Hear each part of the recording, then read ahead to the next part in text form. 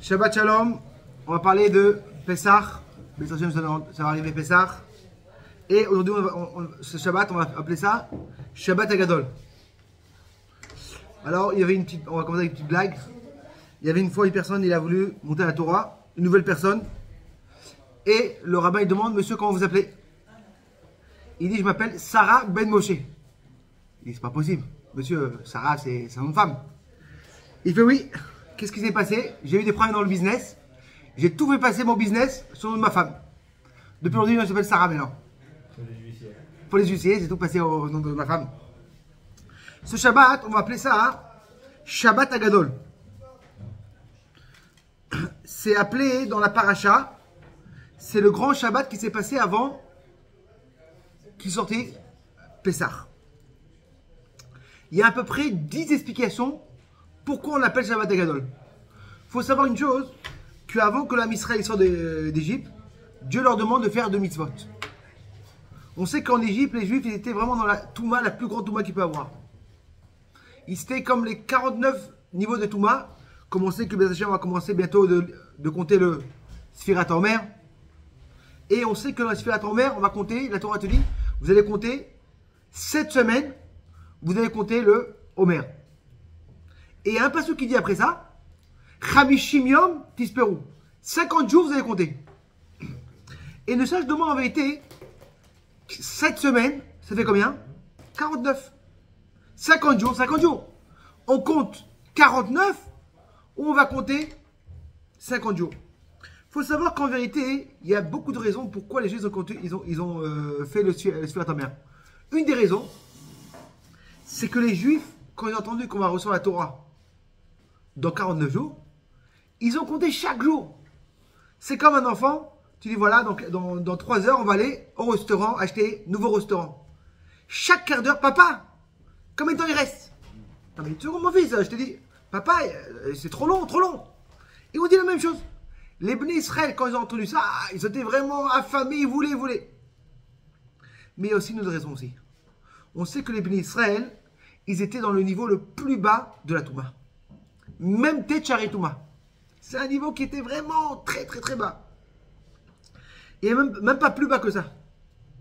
Et qu'est-ce qu'ils ont fait chaque jour? Ils ont monté de niveau. Encore un niveau de Gdusha. Et encore un niveau de Gdusha. Et pour ça, maintenant, en vérité, on dit les 49. Mais il faut savoir une chose. C'est que dans la vie d'une personne, il y a son maximum qu'il peut faire. Comme on l'a vu dans la paracha avant ça, on a parlé d'une de quoi? De Sheshet Yamim Ta'aseh Melacha ou B'yom HaShvi'i Shabbaton. 6 jours vous allez travailler. Et le 7e jour, il y a quoi? Le Shabbat. Pourquoi la Torah te dit de travailler 6 jours? La Torah ne veut pas dire qu'on travaille 6 jours. Qu'est-ce que la Torah te veut dire? Le 7e jour, il y a le Shabbat. Pourquoi en vérité la Torah te dit que vous allez travailler 6 jours? C'est qu'en vérité la Torah veut nous apprendre que même comment tu vas arriver au Shabbat, c'est moi qui vais t'expliquer comment travailler, arriver au Shabbat. Si une personne, il travaille la semaine comme un goy, il ne pourra jamais arriver un Shabbat après Shabbat. Si une personne, il travaille toute la semaine, pas comme la Torah il veut, il ne pourra jamais arriver en vacances comme il veut. C'est-à-dire que toute sa vie, ça va être que le travail. Le travail. Comment une personne il peut arriver à un niveau de quoi? De Shabbat? C'est quand tu fais les 6 jours comme la Torah te demande. Et comment la Torah te demande? 6 jours, Sheshet Yamim Ta'aseh. Les choses, ils vont se faire de soi-même. Une personne, il va se faire automatique. Quand une personne, il fait les choses automatiques, c'est-à-dire qu'en vérité, il va travailler. Il va faire les choses dures. Mais est-ce que vraiment il va mettre à 100% au travail? Ou à 70%? Il sait que les choses, ils font tout seul. Je fais seulement de la ishtadlout. C'est quoi le reste? C'est Hachem qui fait. Moi, j'y vais au travail. Je vais travailler. Mais je ne vais pas mettre tête à 100%. Parce que si une personne, il met sa tête à 100%, qu'est-ce qui se passe? Il arrive Shabbat, ça va être le jour le plus grave. Pourquoi? Parce que Shabbat, tu ne travailles pas. Mais qui travaille? La tête qui travaille. Alors que ça a gagné. La Torah, quand tu dis faire le Shabbat, c'est un vrai Shabbat.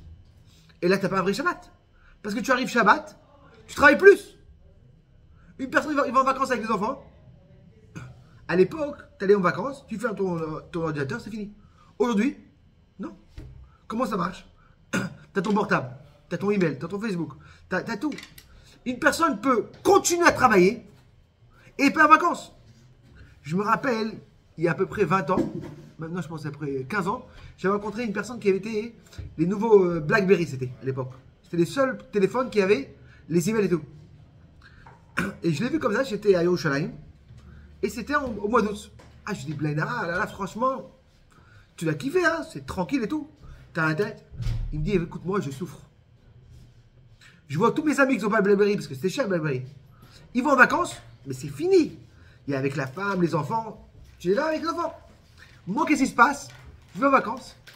Je suis pas là. Je réponds. Et vraiment, je parle avec lui.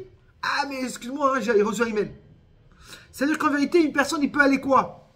Faire le Shabbat et sans faire le Shabbat. Qu'est-ce que toi te dit? Mais savoir une chose. Toi, tu fais ta ishtadlout et moi, je te donne le reste. Toi, tu fais ton maximum, tu vas au travail, tu vas de 8 heures. Quand une personne, il va voir un docteur, il va voir 4 docteurs, c'est un Choser Emouna. Tu fais la ishtadlout. Chaque fois qu'on écrit au rabbi, on a un problème de santé. Qu'est-ce que le rabbi t'a dit? Allez voir 2 docteurs amis. Pas plus. Pourquoi pas plus? Parce qu'en vérité, la guérison, elle vient d'Hachem. Seulement, Dieu l'a fait qu'il y a un docteur qui va venir te faire la guérison. Mais qui fait la guérison? C'est Hachem. Par rapport au docteur. Si tu vas aller voir 4 docteurs, tu as un Choser Emouna. Tu as un manque d'Emouna. Et là, la même chose. Quand on arrive Shabbat, il faut savoir que comment se préparer à Shabbat toute la semaine, de se dire, écoute, moi, je fais ma Ikladout, ne t'inquiète pas, tout vient d'Hachem. Et la même chose en Sfirat HaOmer.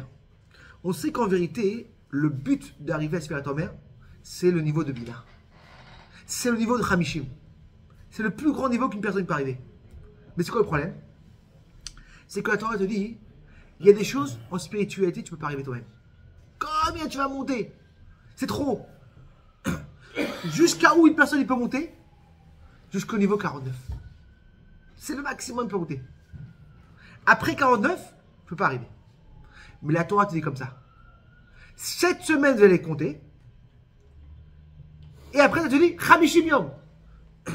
Si une personne va compter 7 semaines, il va faire une Ishtadlout. Qu'est-ce que la Torah te dit? Je vais te donner en cadeau le numéro 50. Mais c'est grâce à toi que tu es arrivé. C'est comme une personne qui va au magasin. Et qu'est-ce qu'il voit? Une chaussure achetée et une chaussure gratuite. Il arrive d'Afrique. Ah, moi je veux la chaussure gratuite, hein. Monsieur, il a écrit chaussure gratuite. Non, mais écoutez-moi, monsieur. Pardon. Quand on écrit les chaussures gratuites, c'est que si vous achetez une, vous recevez la deuxième.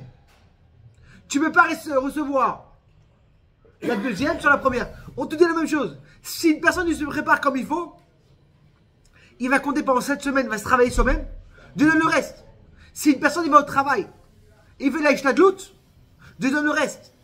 Si une personne il va être méchaner, éduquer ses enfants, il va mettre les bonnes écoles, il va venir les prendre. Il y avait un rap qui disait, la chose la plus importante qu'il peut avoir avec les enfants, c'est les prendre en privé. Chaque enfant tu le prends. Allez viens mon fils, tu prends 2 heures. Des fois on y va, on fait des belles même des restaurants, des sorties. Mais est-ce que vraiment tu donnes à ton enfant vraiment chacun lui-même? Il disait même une fois par mois, une fois par 2 semaines. Une fois par mois tu prends ton fils, allez viens. Tu vas au restaurant avec lui, tu sais, allez viens on discute. Et il dit le kécher qu'il peut avoir un enfant avec un papa à ce moment-là, il n'y a pas plus grand que ça. C'est un kécher, une connexion, l'enfant il commence à s'ouvrir. Il voit vraiment comme si que vraiment papa il m'aime. Des fois avec le moule, on est avec les enfants, le Shabbat. Mais est-ce que vraiment on lui met le focus? C'est qu'en vérité quand une personne il va mettre le maximum, Dieu dit t'inquiète pas, je te donne le reste. Et là on arrive à notre histoire de Shabbat Hagadol. Le grand Shabbat. Qu'est-ce que c'est quoi le grand miracle qu'il y a eu? Il y a eu, une histoire qu'il y a eu, c'est que les Bechorim, eux ils sont arrivés comme ce Shabbat là. Vendredi ils sont arrivés avec leur petite brebis. Ils arrivent avec leur petite brebis, et les Égyptiens ils disent ouais où tu amènes ça?